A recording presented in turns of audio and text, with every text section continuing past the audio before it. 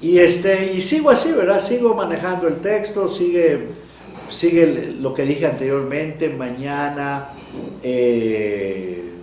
el sueño, todas las imágenes que usa de torrentes de agua, de hierba que crece, que se seca, que es cortada, ¿verdad? Y después empieza toda una serie de enojos, ¿no? Con tu furor somos consumidos, tu ira nos turba, nuestros días declinan a causa de tu ira, acabamos. Todo es una retahíla de quejas de Moisés contra Dios, porque los años, las noches y los días pasan, pero pasan ¿cómo? Para acabarle la vida. Es decir, marcan la transitoriedad de la vida humana, y en este caso no es solamente transitoria, sino que es una vida marcada por el enojo y la indignación de Dios. Uno se pregunta, ¿por qué Moisés le dice esto a Dios? Pues razón tenía el pobre, ¿no? ¿Se imaginan a un viejo pastor que está ya viejo y le dice, Señor, yo comencé este proyecto y quisiera verlo terminar, por favor déjame que lo vea terminar? Y Dios le dice, no, muérete. ¿Se imaginan a un pastor que ha dedicado toda su vida desde que inició el trabajo en las primeras familias, ha guardado fotografías de todo lo que ha hecho, ¿verdad? La casita en la que empezaron a reunirse de la hermana Panchita, y que la viejita ya tiene casi 100 años, y con ella iniciamos la iglesia, y después el primer templecito que construyeron, después cuando por fin compraron el terreno, y bueno, aquí vamos a construir una iglesia en que quepan 500 gentes, y después pronto que el edificio educacional, y de repente Dios dice, bueno, te dejé el templecito y el templo, pero el edificio educacional no. ¿Cómo, Señor? Si no, muérete. Porque a Moisés así le dijo, porque a Moisés lo llama para sacar al pueblo de Egipto, ¿no? Y el pueblo que le toca al pobre Moisés era terrible, lo peor que le pudo pasar a un pastor. Hasta Dios le dice en Deuteronomio, deja que yo destruya este pueblo y te creo un pueblo nuevo. Yo digo que a todos los pastores les gustaría oír de Dios eso, ¿no? Esta iglesia perezosa, floja, no diezma, te la cambio, te la mato, te doy una nueva. Y Moisés hasta se sacrifica por ella. Entonces leer este salmo desde la biografía de Moisés es tremendo, porque razón tiene de decir, Señor, yo no te entiendo, me mandas a morirme, y el corto tiempo de vida ha sido un terrible sufrimiento con este pueblo y contigo también. Y entonces todo, por eso dice al final, ¿verdad? ¿Quién conoce el poder de tu ira y tu indignación según que debas? Está terrible. Pero aquí viene el cambio, ¿verdad? Aquí viene el cambio en el 12. Enséñanos de tal modo a contar nuestros días que traigamos al corazón sabiduría. Ese es el punto, el eje, ¿verdad? El quiebre. Este versículo marca el centro del pasaje. ¿Y cómo es que además de marcarlo, sí se da el quiebre? Bueno, vamos a verlo. ¿Se acuerdan que habíamos marcado el vuélvete? Aquí vuelve a aparecer vuélvete. Ver el versículo 3. Solo con la vuelta de Dios puede el ser humano vivir.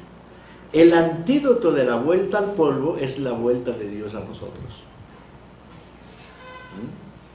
O sea, primero Moisés despotrica con Dios. Señor, ya te reconozco que tú nos creaste, que tú eres Dios, todo eso, pero la verdad, aunque eres omnipotente, haces todo grandote, a nosotros los seres humanos, por lo menos a mí, me tienes mal. Pero después de que despotrica, después de que se enoja, después de que pelea con Dios, uno descubre que ese pleito con Dios no es un pleito del que ya no va a ser creyente. No es el pleito del que quiere cortar definitivamente con Dios, sino es la catarsis del orante. Y ahí tiene otro valor la poesía y tiene otro valor el salmo. Una de las cosas tremendas en el manejo de la poesía, en la interpretación, no solo de la Biblia, sino es que la poesía es el mejor medio literario que te invita no a interpretar la Escritura, sino a vivir una experiencia. O sea, con este salmo Moisés nos está invitando a experimentar en carne propia lo que él experimentó, pero a través del lenguaje imaginativo de la poesía. Y por eso ese manejo del lenguaje, es imposible leer este salmo sin sentir esa emoción que sintió Moisés de luchar con Dios, ¿no? De sentir el enojo de Dios, de sentir que la vida se te escapa de las manos. Y fíjense que por eso, toda esa primera parte que vimos, desde el versículo 3 hasta el 11, se va a volver a repetir en la segunda parte, pero ya el espíritu es diferente. Si Dios nos manda al polvo, ahora le decimos a Dios que mejor vuelva a nosotros, ¿no? Y fíjense, vuelve a repetir muchas palabras. Empieza diciendo aplácate, ¿verdad? Ese hasta cuándo es el cierre de las preguntas sobre queja. Casi todos los salmos de lamento respiran este elemento del hasta cuándo. ¿Se acuerdan del Salmo 13? ¿Hasta cuándo, Señor,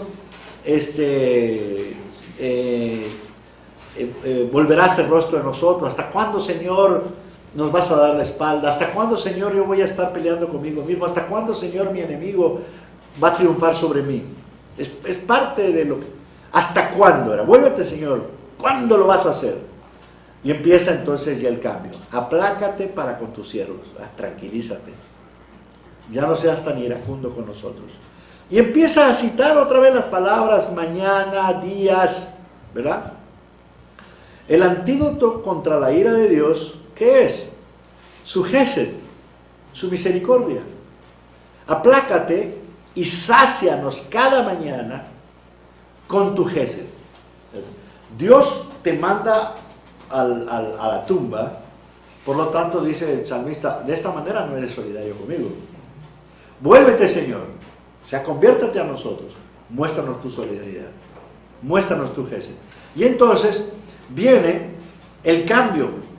Las muchas mañanas, los muchos días o años de dolor se contrarrestan con el gesed y la alegría que ahora llena la vida. Yahvé, al final, dicen los últimos versículos, ¿verdad?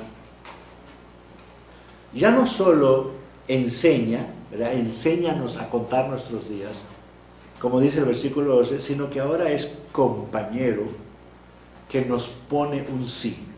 Si el Salmo empezó con un no de Dios, el Salmo termina con un sí de Dios. Es interesante cómo se da ese vuelco de un Salmo que respira dolor, frustración, enojo, ¿verdad? El no entender la violencia de Dios. Cuando el salmista dice, ya, sigo peleando con Dios y voy a salir perdido, ¿no? Voy a cambiar. Ya no importa cuántos días o meses voy a vivir, los meses de vida, enséñame a llenarlo de sabiduría. Entonces, ¿cuál es su primera sabiduría?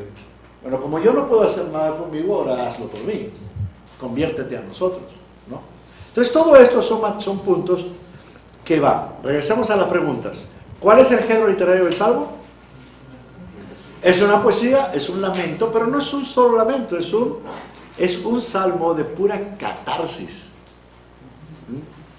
El enojo que se muestra es realmente un enojo que es una válvula hacia la misma recuperación del ser humano. Los pastores deberíamos de animar a la gente que en lugar de frenar, en lugar de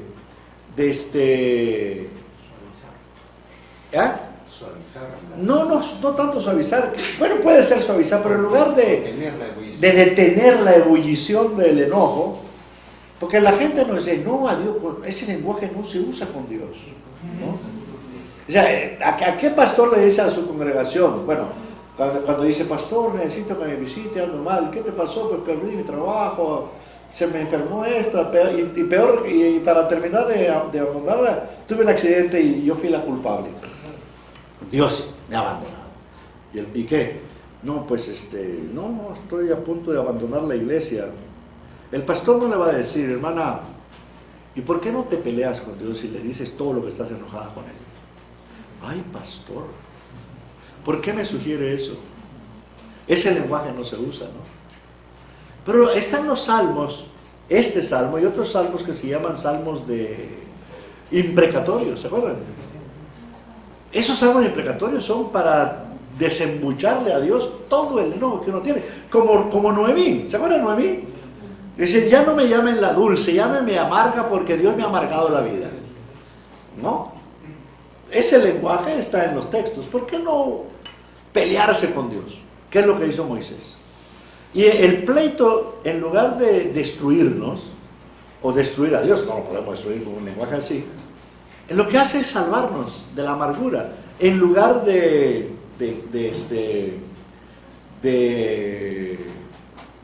llenar nuestra vida y de embucharnos y de amargarnos con tanto enojo y pleito, el sacarlos en oración o en canto nos libera a nosotros mismos. Bueno, entonces, ¿qué hago con este salmo después de estudiarlo? Pues ya ahora, como ya